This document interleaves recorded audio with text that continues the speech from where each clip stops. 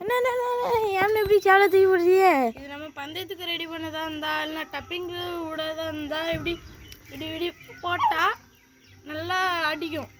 இப்போ இப்படி ரெண்டு இப்படி இருந்துச்சுன்னு வச்சுக்கோங்க, டைம் இருக்கிற நேரத்தில் இப்படி அடிச்சிடும்.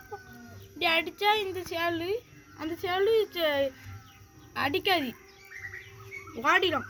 இல்லை உடையில அடிக்கிறதுனால இந்த வால்கட்டை வந்து இப்படி பண்ண முடிச்சது இப்படி போடுறோம்ல அப்போ இந்த வால்கட்டை வந்து இப்படி கீழே தரையில் இப்படி இப்படி பொத்துன்னு உழக்கூடாது.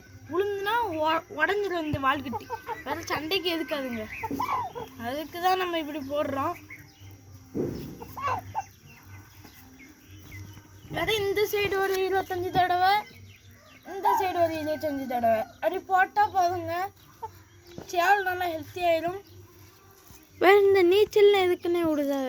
நீச்சல்லாம் கால் பிடிப்புக்கெல்லாம் விடுவாங்க, கால் நல்லா ஆடாமல் இருக்கிறதுக்கு.